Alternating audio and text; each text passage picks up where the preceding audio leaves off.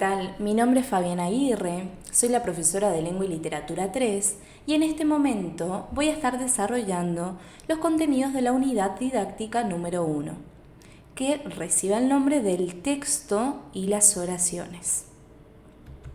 Para empezar, podríamos empezar definiendo qué es un texto. Bien, un texto es un conjunto de oraciones que guardan entre sí relaciones gramaticales. Van a desarrollar a lo largo del mismo un mismo tema y tiene una intencionalidad, ya sea que busque convencer o persuadir al otro o informar. Los textos se van a organizar en párrafos y oraciones. Los párrafos empiezan con sangría y con letra mayúscula y están compuestos a su vez por oraciones. Las oraciones comienzan con mayúscula y terminan con algún punto o signo de puntuación, ya sea de interrogación, de exclamación. Los textos deben cumplir con dos propiedades. Es fundamental que un texto sea coherente y cohesivo. Si un texto no es coherente ni es cohesivo, no se va a llegar a comprender o entender el mismo. Entonces, ¿qué es la coherencia? Para que un texto sea considerado coherente, debe tener un sentido global y toda la información que se incluya en el mismo debe ser pertinente. En este caso tenemos en cuenta el grado de escolaridad de los lectores, que se acorde a la persona que lo lee, ¿sí? Que no tenga ningún contenido que no sea para la edad. En el caso de los niños, tiene que ser un texto acorde a su nivel de escolaridad. Y por otro lado, vamos a tener la cohesión. Para que un texto sea cohesivo, tiene que establecer lazos entre cada una de las oraciones que lo componen. Hay diferentes tipos de textos y es muy variado. En este momento vamos a desarrollar algunos de ellos. Tenemos los textos personales, que van a solamente pertenecer a la persona que es dueña de los mismos, es decir, a su poseedor. En este caso van a ser agendas, apuntes de clases. Por otro lado, los familiares. Estos van a circular en un entorno íntimo, ya sea familiar o de amistad. Por ejemplo, las tarjetas de cumpleaños, las dedicatorias. Por otro lado, los textos académicos. Este tipo de textos, como su nombre lo indica, académicos, van a circular en los ámbitos educativos, en las universidades, en las escuelas, en los institutos, como por ejemplo los exámenes, las planillas de notas, el legajo, la asistencia.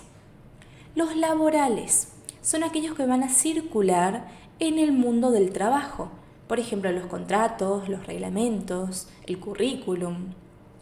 Los comunitarios. Estos están destinados a los medios de comunicación social, por ejemplo los artículos periodísticos, los discursos políticos, que es para la gente en general, ¿sí? Los administrativos se van a relacionar con la administración pública o la administración privada.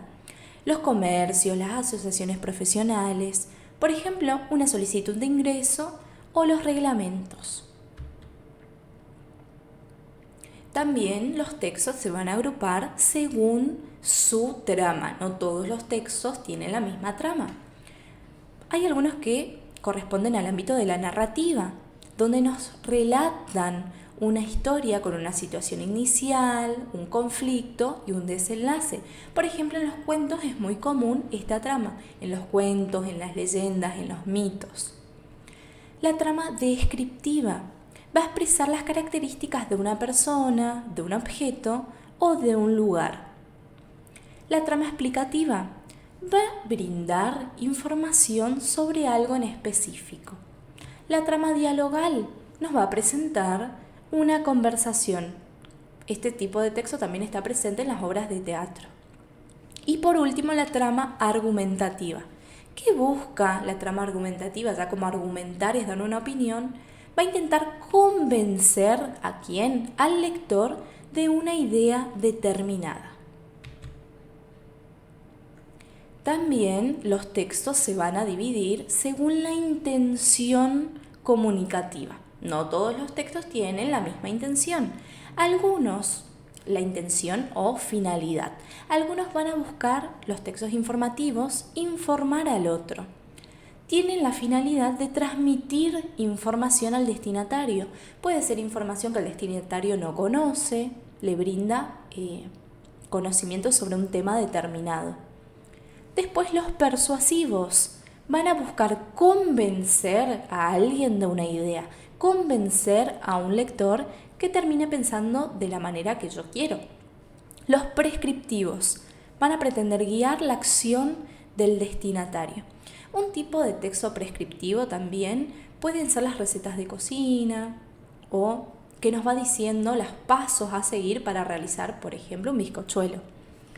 Los expresivos van a manifestar las emociones del emisor, ¿sí? Sus sentimientos, sus emociones. Un ejemplo de este tipo de textos son los textos poéticos. Un poema trata de transmitir sentimientos y emociones a la persona que lo lee. Y los textos literarios van a intentar crear belleza para provocar una impresión estética en el destinatario. Bien, otro contenido de esta unidad es la oración. Vamos a empezar diciendo la definición de oración. ¿Qué es una oración? En primer lugar, una oración es una unidad de la gramática. Va a tener autonomía sintáctica, es decir, que no va a depender de otras palabras o construcciones para completar su sentido individual. Puede estar formada por una o por varias palabras. Una oración puede ser llovía o puede ser María salió a pasear. ¿Sí? Puede estar compuesta por un miembro, como en el caso de llovía, o por un conjunto de miembros, como en el caso de María salió a pasear. Gráficamente se la reconoce porque empieza con mayúscula y va a terminar con un punto o con un signo de cierre de la oración. Las oraciones pueden ser bimembres, que tienen dos miembros, o unimembres, poseen un solo miembro. En este caso voy a empezar con la oración bimembre. La oración bimembre, bien, en estas oraciones podemos distinguir dos partes, el sujeto y el predicado. El sujeto puede ser expreso si aparece escrito o dicho, o tácito cuando no aparece mencionado. Bien, vamos a empezar. El sujeto siempre va a ser la persona en la oración que realiza una determinada acción. Como acá lo dice, puede ser expreso cuando, en el caso de María salió a pasear, si María es el sujeto de esta oración y está siendo expreso, se ve que es María. O puede ser tácito cuando no aparece. Si yo digo salió a pasear, ¿quién salió a pasear? Ella. Sí, no está el sujeto dentro de la oración, pero se entiende que ella realiza la acción. Por ejemplo acá, Lucía es mi mejor amiga. Lucía es expreso, es el sujeto y está expreso. O soy alérgica a la frutilla. ¿Quién es alérgica a la frutilla? Yo soy alérgica a la frutilla. Sí, en ese caso es tácito.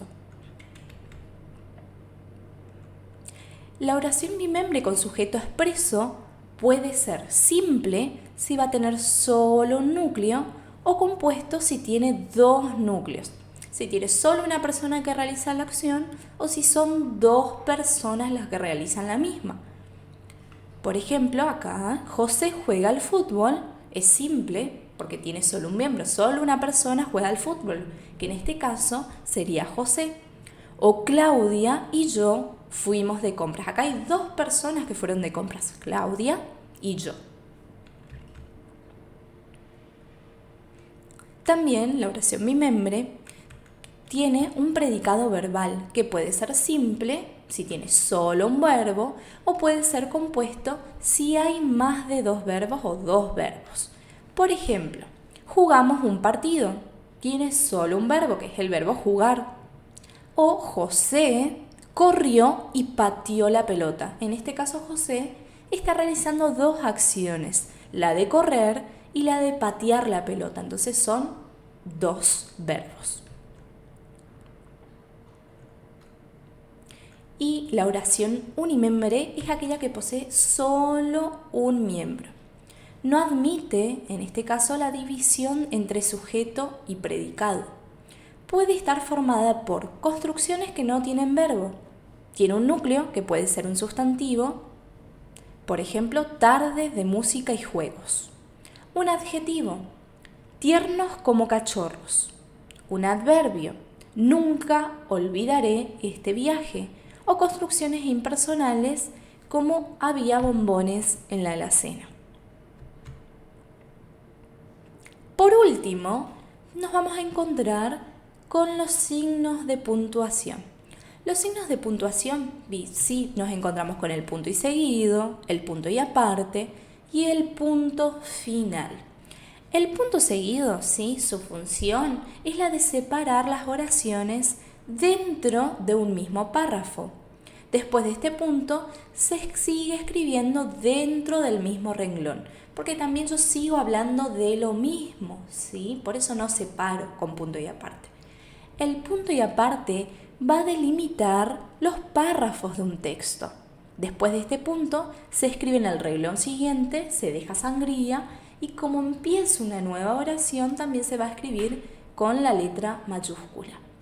Y el punto final, que es aquel que indica que el texto ha terminado o ha finalizado.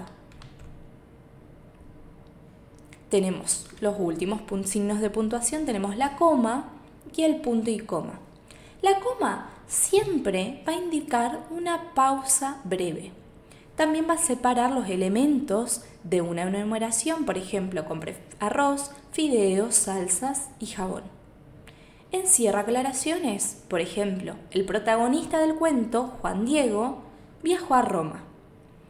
Y el último para indicar que se alteró el orden lógico de la oración. Por ejemplo, en 2018 fuimos a Salta. El punto y coma indica una pausa mayor que la coma. Separa los elementos de una enumeración que incluye comas, como por ejemplo compré arroz, fideos, salsas y jabón. Para encerrar aclaraciones, por ejemplo, el protagonista del cuento, Juan Diego, viajó a Roma. Bien, de esta manera finalizamos los contenidos desarrollados en la unidad 1.